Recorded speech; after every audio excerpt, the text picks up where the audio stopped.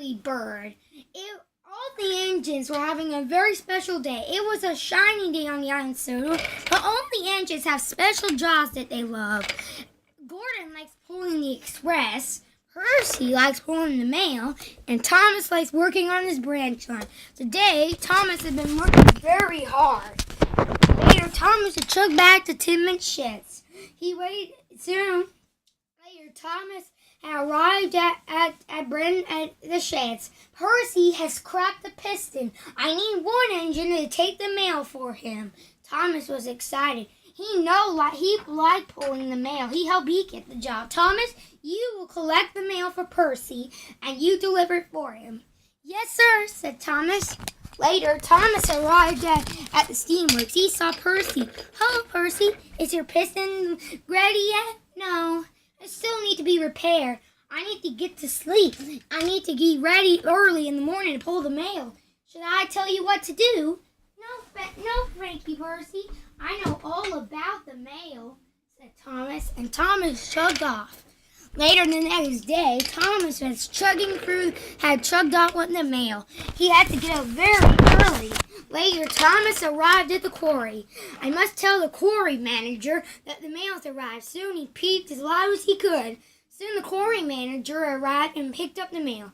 Then Thomas chugged off, but he didn't know his whistle was so loudly that he woken up Mavis.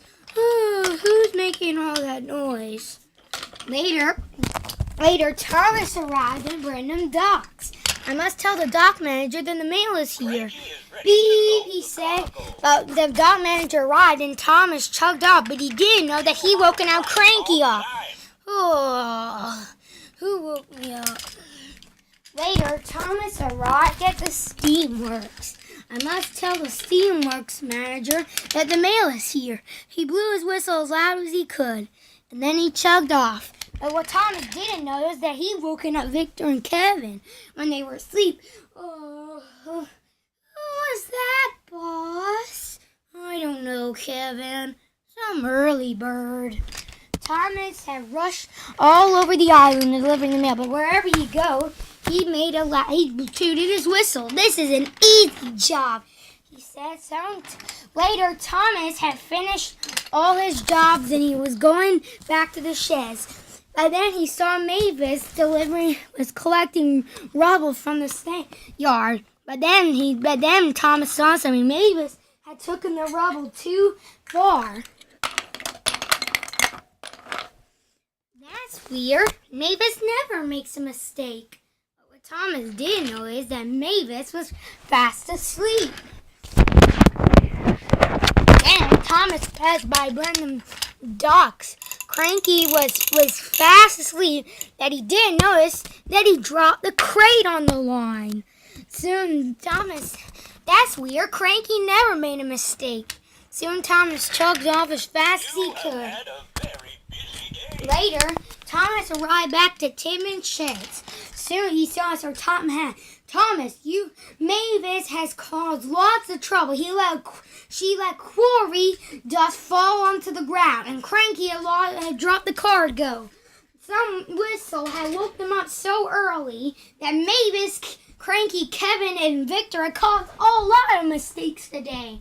Thomas knew that he woken up them so early that he woke them up. It was me, sir. Thomas? Well, you're going to have to do much better tonight. Yes, sir. I promise, sir. Gordon chugged up to see Thomas. You're right, Gordon. I should have asked Percy about the mail. I will tonight, though. Later, Thomas arrived at Percy. Thomas asked Percy how to deliver the mail, and Percy told him how to be very quiet. Later, Thomas was chugging into the quarry. He didn't whistle, though.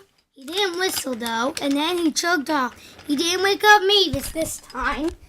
Next, he came to Brenham Docks. He didn't blow his whistle, though, so Cranky was still asleep. And then he arrived at the steamworks. She chugged into the steamworks, and then he chugged off, and he didn't even wake Kevin and Victor. No one even once today.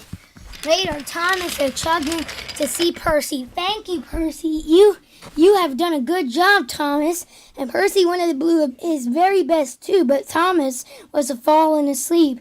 Sleep well, Thomas, and Thomas deserves it after doing such a good job.